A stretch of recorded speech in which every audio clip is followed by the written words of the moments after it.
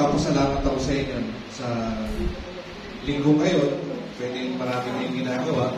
Pero binigyan nyo ng panahon at oras itong invitation sa inyo. Itong series na ito. Kung kilala nyo sino nakakilala kay Clay Thompson? Yung dating player ng Golden Warriors. Ngayon nasa Mavs. Ang sabi na kasi, the best ability is availability. So, di ba? So, salamat ng availability nyo para pakinggan ng mga magagandang tawag dito yung mga mensahe ng Panginoon na ihatid namin sa inyo. Anyway, unang-una, magpapakilala po ako si Brother Jude. Minsan, ang tawag sa akin, Kaloy, Tagibulos, taga San Roque, Kanta. Graduate po kami dito sa Big Town, malapit lang po rin sa SDM. Bali, 21 years na po kami sa community. So, ngayon po, ang service ko ay ako po isang unit servant at member din po ako na music ministry ng chapter namin. So, ito po ang aking pamilya. Tatlo po ang aking anak, 2 babae at isang lalaki. Yung panganay ko yung nasa gitna, si Carla, si Bunso, si Karel, at si Giancarlo. Yung Bunso po namin, member na rin po siya ng community. Actually, kaya kami naling kanina, hinatid po namin sila sa household. So, youth, nagsaserve po siya as youth, si Bunso. So, ito, simple lang kami, family. Ito kami ni Mrs. Ito ba yung Mrs. ko? Ayun po yung Mrs. ko, lagi na sa cellphone. Ayan. So, si Jenny. Aking tindahan po sa kanto ng San Roque yan, sa may Parola at Del Valle. Ang favorite Bible, sorry.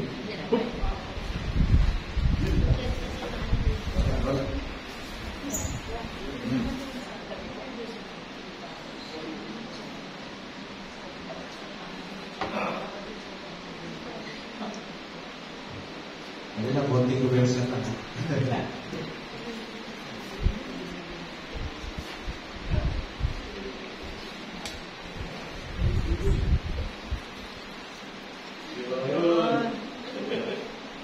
Kinabahan ba kayo? Ako, kinabahan. So, ang favorite Bible verse ko ay kaya pala. Ito yung sinabi ni Brother Fred kanina. No? It is the great manifestation of God. From John 3:16, madalas makita natin ito sa istribo ng jeep, sa likod ng tricycle, kasi maraming may paborito rito. Sabi nga, for God so loved the world that He gave His only one and only Son, that whoever believes in Him shall not perish but have eternal life.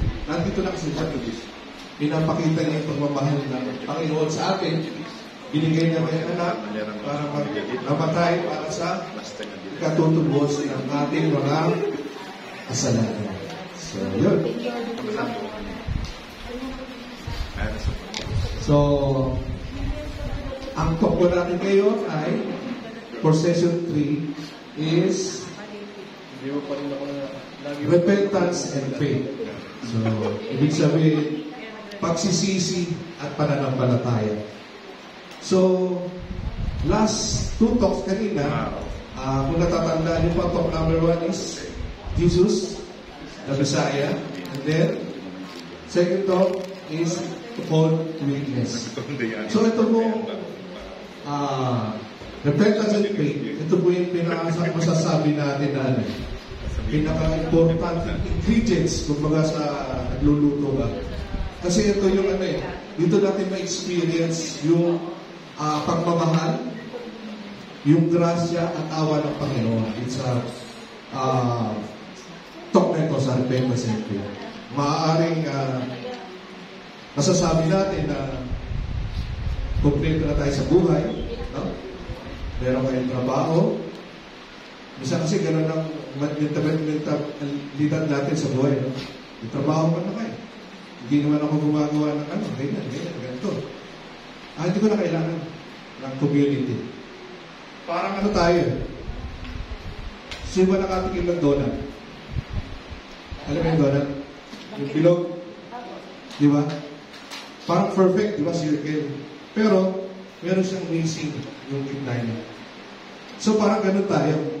Parang akala natin perfect na tayo. Pero kung tatanungin ko kayo isa-isa, kung sino si Kristo sa puso niyo, masasagot na ba yan ang diretso? Di ba? Parang merong missing piece talaga. So, yung gitna ng donut, yun nakawala tayo. Si Kristo sa puso natin. So, ang proper response natin dun sa dalawang kanina is repentance and faith. Sabi nga nito, we need to repent. Ano ba yung repent? Ito ba yung magpapapintura ka ng bahay? Nagpaparepent? No. Ito yung isang pagsasisi. So, next is to believe, maniwala sa gospel ng ating Panginoon. Yun. So, yun ang proper response natin sa repentance. Kaya tayo tinawag. Repentance and faith go together. Sabi nga, hindi pwedeng repentance lang, pagsisisi lang, walang pananampalataya, o pananampalataya lang, pero hindi ka naman nagsisisi. So, hindi pwedeng gano'n. Sabi dito, repentance and faith go together. It is double action response. Kung nakikita yun, kung natatanda yung espada ni Walter Spike, yung dalawang blade, so parang gano'n. Double action response, no? Double blade. Faith and repentance goes together. Sabi dito, repentance and faith go together in double action. Number one, to just reform our lives is an adequate response to God. Even pagans. So yung mga pagans, gano'n din, mga pagano. Sabi nila, mahal nila ang Panginoon, pero hindi naman sila sumusunod sa Panginoon. So, wala. Meron silang pananampalataya, pero hindi mo sila nagsisisi sa kanilang kasalanan. So, hindi po pwedeng gano'n. Dapat sabay. Next is, what is repentance? Bago tayo muna dyan, taanin muna natin kung ano yung kasalanan. What is a sin? A sin is not a son. Sin ay kasalanan. Kung parang maintindihan natin ng mas malinaw, di ba nung araw, sino ka nag-Boy Scout, Girl Scout dito? Yan. Yung about face, alam mo yan? So, sinabing about face, very good. So, kung nandito si Kristo sa harap nyo, nag 180 degrees kayo, turn away from God. So, parang tinalikuran nyo si Kristo. So, yun yung kasalanan. So, what is repentance? Sabi nga sa Greek word, ang repentance ay metanoia. Metanoia, which literally means a change of mind. So, nag-research ako ng konti. Bakit kaya change of mind? Pwede naman change of heart. Diba? So, sabi dun sa Christian theology, medyo nilalima ako ng konti ng research. Sabi rito, change is not merely an emotional response. Hindi sa bibig, hindi sa feelings, kundi sa conscious decision sa ating kamalayan. So, may kinalaman ng ating pag-iisip. Kung hindi natin babaguhin ang ating pag-iisip, kaya nga siguro, napaka-perfect ng creation ni God sa atin. Dahil nilagay niya yung ulo natin sa pinakibabo ng ating katawan. Kumbaga, ito yung utak natin, ito yung pinaka-command center na nagko-command sa lahat ng ating feelings, senses, mata, tenga, dila. So, ito yung dinidiktahan. Kasi kung matatanda, yung mind, dyan yung may parang bumubulo sa atin. Yung parang konsensya. Yeah? Ganun lang nangyari sa atin nung yung unang magulang natin, si Eva Padano. So, binulungan sila nung ahas. kainin yung apple, yung prutas na to. So, kaya sila nagkasala. Dahil doon. So, sabi nga nito, conscience is a voice of God. But also, there's another voice na parang may bumubulong sa atin. Baka kanina may bumubulong sa inyo na huwag ka na kumating. Mag-peace ko ka na. Mag-Netflix ka na. Tapos bumubulong isa. Hindi, umatay ka. Kasi masarap yung pagkain. Magaling na speaker to. So, thankful kami, no? At nandito kay lahat. Yung konsensya na kay God ang pinakinggan nyo ay kailan ito. So, yun po. Next. What is repentance? It is a significant change in the way you live your life. So, padaling salita, kung lagi kang lumiligo pakaliwa, ano yung sabihin ng lumiligo lang sa kaliwa? Maaaring nagbibisyo ka, meron kang ibang chicks, ayan, nakatawa sa bulo. Parang guilty rin na gano'n din ako dati. Kaya, thankful ako na dito sa community. Yun, no? Parang yung wala tayong right direction. Kung baga, kung north natin ay dapat ang north is pataas, wala tayo sa right direction na hindi natin makuha kung anong tayo. Grip. No? Yun, so wala tayo sa right direction. Next, repentance affects the way you think your attitude. Siyempre, kumbaga kanina sinasabi natin, ang kasalanan ay 180 degrees turning away from God, pero yung repentance from sin, 180 degrees pabalik kay God. So, yun yung pinakasimpleng definition na repentance, ang pagsisisi. Mula sa kasalanan na nagawa natin, babalik na tayo kay God. Yun. So, nandun na tayo. Pagtalikod sa kasalanan, sa maling gawain, at pagpapaubaya ng buhay natin kay Kristo. So, yun yung repentance. What is repentance? Understanding what turning, ito sinabi ko kanina, turning away from sin o evil doing, mga masasamang gawain. Kung dati, ngayon, may mga susugal pa sa atin, meron pang nagpupunta sa mga beer house, pag niyayat, mga ganyan, parang ako lang, dati. So, gano'n, no? Parang ang hirap tanggihan. Kasi yun ang walang sa akin. Ang hirap tumanggi na pag niyaya ka ng ano. Pero pag kay God, ang dami mong dahilan. Parang gano'n. So, parang bias na.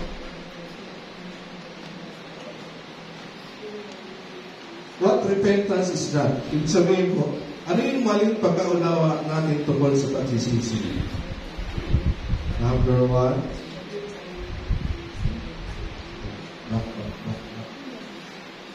it is not dependent on feelings. Hindi natin pwedeng i-depende sa feelings natin kasi ang feelings natin hindi constant, pabago-bago. Lalo na yung mga misis, no? Pabago-bago ng mood dyan, eh. Minsan, mamaya mabait. Minsan, mamaya may topak na, may toyo. Parang adobo, may toyo. So, ganun. Hindi natin pwedeng i-depende sa ang pagsisisi sa feelings lang. Kasi hindi nga, hindi concrete. Maaaring nakapanood ka ng mga movies ng Bible, na-touch ka, tapos doon ka na parang gusto mo na bago. Pero pag angat mo ng sinabi mo, wala. Puminit ulit ang ulo mo, wala na naman. So, hindi pwedeng feelings. Next, it is not being sorry for sin because you are afraid of consequences. Ang pinakamagandang example nito yung mga nagdudukot, mga magnanakaw. Gagawa ng pagdudukot dyan. Hindi nila titigilan. Pero pag nahuli sila, doon na sila nagsasabi, pasensya na, sorry po, kailangan lang ng pamilya. So, parang, nung naalala ko nung bata na ako kasi yung tatay ko doon, lagi nagsasabi ng pantalo sa likod ng pinto. No? May mga barya kasi yun sa bulsa. So, kinakapa ko yun. Dumudukot ako. So, hindi ko tinitigilan yun hanggang di ako nahuli. Pero nung one time, na-check ko naman ng tatay ko, nakapasok yung kami isa. Ano yan? Wala na ako. Sabi, tay, sorry. Bibili na ako sa... So, hindi gano'n na pagsisisi. Hanggang di ka na huli, doon ko pa lang magsisisi. Okay? So, paano tayo magsimula? Number one, be honest. Siyempre, aminin natin na talagang totoo nagsisisi. Number two, renounce sin. Actively turn away from sin and decide not to do it again. So, ibig sabihin, takwil lang muna yung mga kasalanan. Kung dating kumakaliwa ka, diretso ka na kay Mrs. Kung dating nag-beer house ka, diretso ka na sa bahay. Kung dating yung pera mo, i-spend mo sa sugal, sabo, binibili mo na yung pasalubong sa panganak mo. Di ba mas maganda? So yun, kumbaga, pinakamadaling salita, talikuran natin kung mga maling gawain natin. Next is ask for forgiveness. Ang example nito yung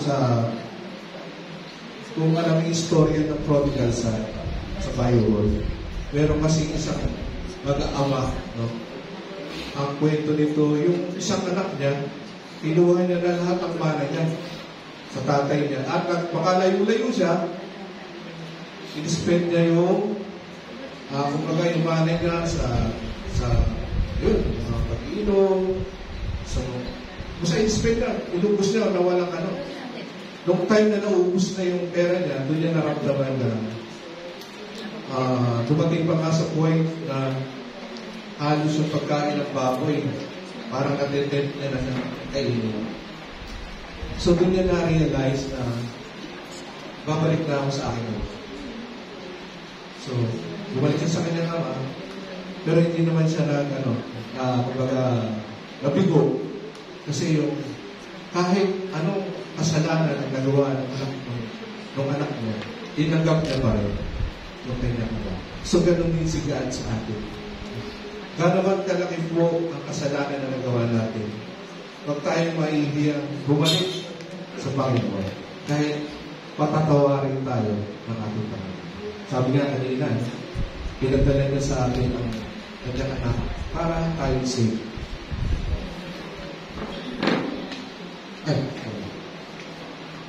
Avail Sacrament of Reconciliation.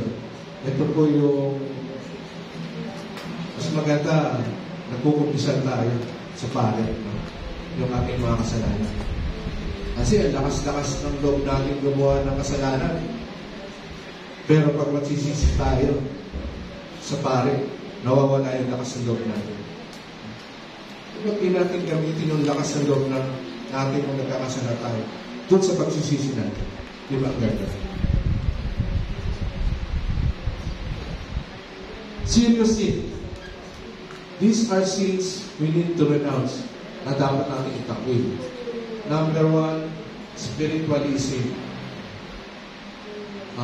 Influence, witchcraft. Sino yung nagkukulang dito?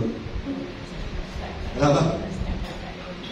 Yung nanguhula, fortune telling. Yung naniniwalag sa mga pusa, mga gano'n sa loob ng bahay. Yung mga gold coins, mga gano'n. Speed play, spirit of the glass, etc. So ano po yun, i-renounce na natin yung kung ginagawa pa natin ngayon. Sexual wrongdoing. This includes sexual intercourse outside the marriage. Siyempre, kung tayo kasal na, yun na tayong mga kapitbahay. Talaga, kung baka nandun na tayo eh. Kasalanan po, kung sa kabila pa na tayo, tayo ng mga ganun bagay. Sabi nga ni God created Adam and Eve. Pero ngayon, makikita natin, actually, nakita ko kahapon kasi nasa LU ako, nagpunta ko ng LU, pinapunta ko ng aking boss, yung project. So, nakita ko yung crowd. Parang siya ako, na-control sa kanya. Kasi doon sa isang coffee shop, anong magkakarelasyon? Babae. Lalaki. Mga foreigner na dumayo sa bansa natin, na tayo mismo parang tinatanggap natin ng ganong culture. Parang, wala na bang Diyos? Wala na, natara na talaga eh. So, nakakatakot ang mundo natin.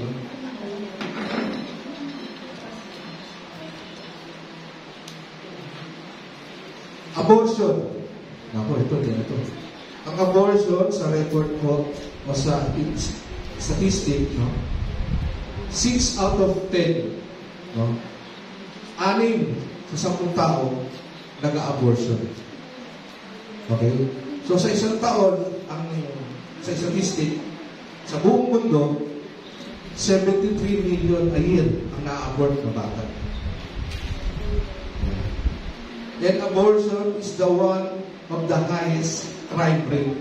So, mas mataas pa sa murder yung abortion. So, di ba nakakatakot?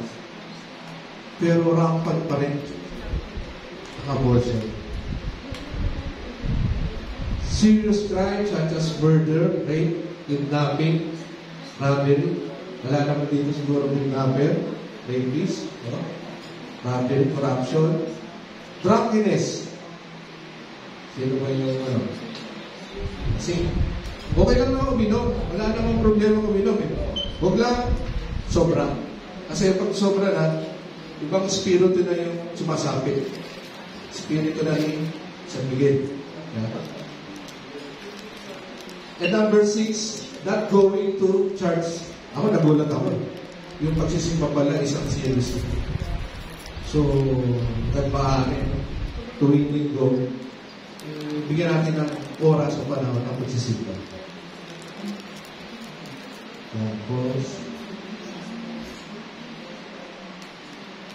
okay. So, ang second response tayo sa kanila is repentance. Ngayon, ito yung pangalawa. Faith. No? Faith is a belief in the gospel, which is the good news of salvation in Jesus Christ.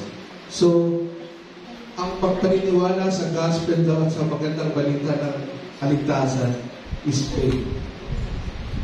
So madaling salita, faith is letting go of our sin and letting God rule our life. Alisin natin kasalanan at let God be the center sa ating buhay.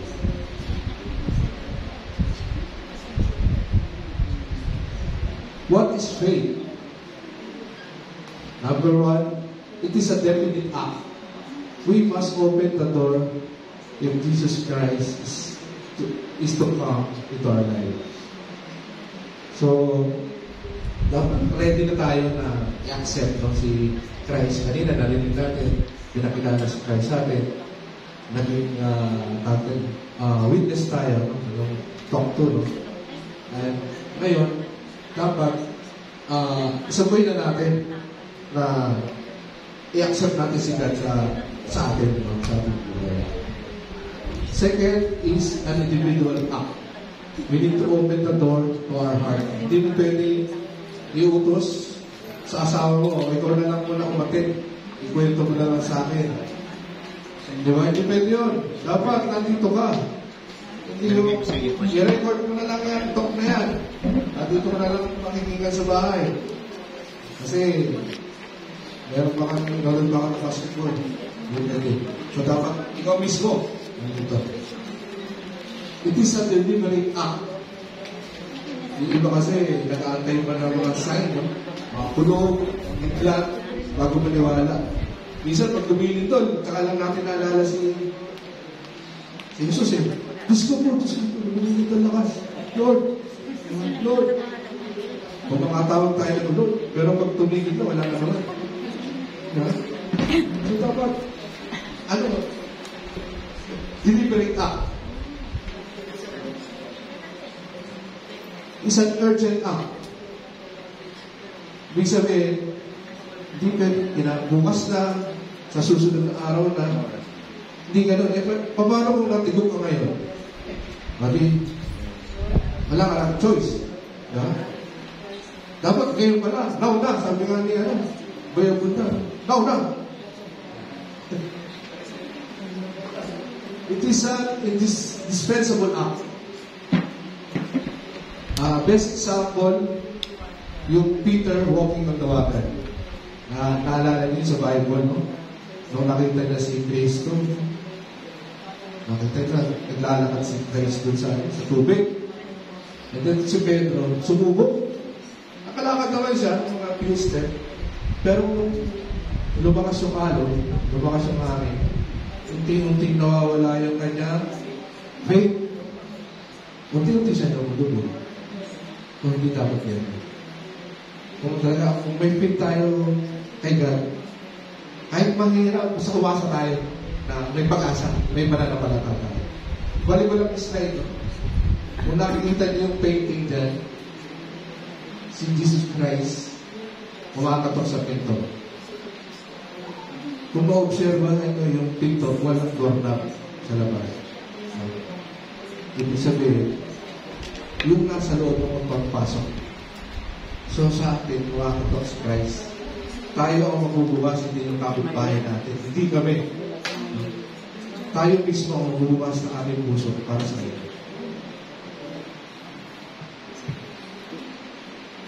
Malinaw mo ba, mga kapatid? Okay?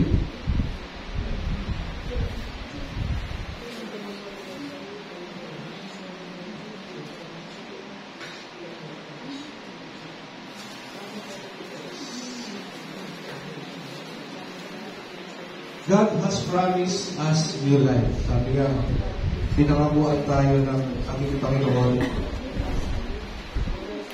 ng bagong buhay. No? Mamaya pag-uwi ko sa bahay, yung mga narinig nyo,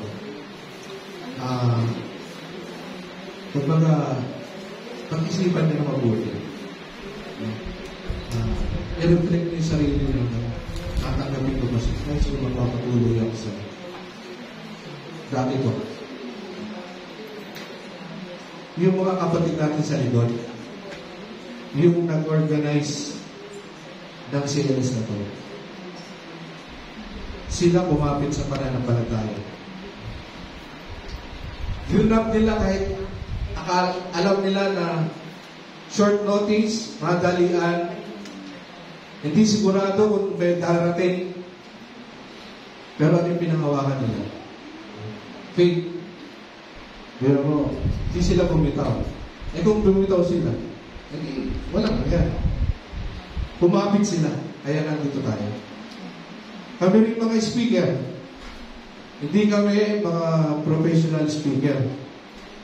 Kumbaga, yung faith lang namin ang nagdadrive sa amin na gawin to. Kasi sa totoo lang, nung araw, takot na takot akong tumayo sa harap. Magbasa lang ng mga Bible, hindi ka tamay ko. Kung makikita nyo, yung mga speaker sa mga ibang religion, no? Matatalino yan. Guwapo, di ba? Yan. Matalino, guwapo. Si Brother Fred kanina, matalino yan. Brother August, matalino yan. Eh ako, di ako matalino. Guwapo lang.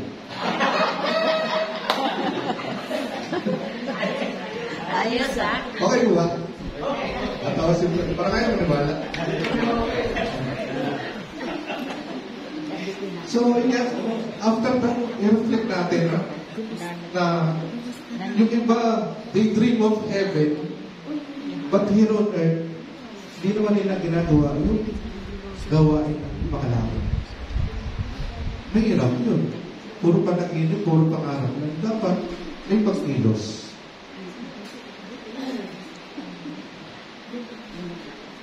What do we gain?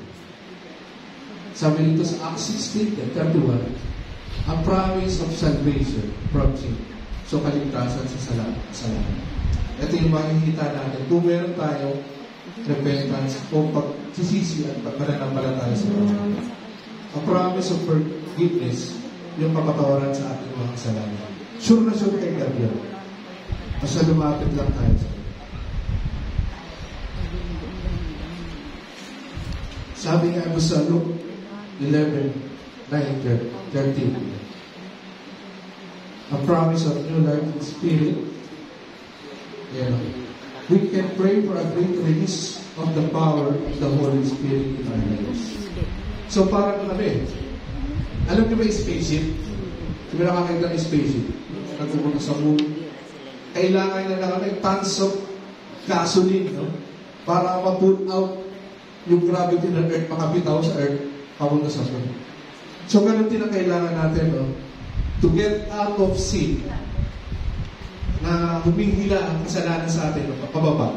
Kailangan natin na pagsisisi at pananampalataya para maging fuel natin to get out of sin and go back to God. So yun po mga kapatid. So, nandito na tayo sa conclusion. Last slide na po. So, sabi dito, before that, sabi sa Old Testament, ng mga propeta, no? Pinanawagan na ito nung dati pa. Sabi ng mga propeta sa ating sa people of Israel. Repent and return to God. Noong araw pa yun, ng Old Testament. Noong New Testament, ang sabi naman ni John the Baptist sa kanyang ministry, no? Repent, for the kingdom of God is near. So, magsisi tayo dahil malapit na ang kaharian ng Diyos. And then, ganoon din ang panawagan ni Christ sa atin. Sorry.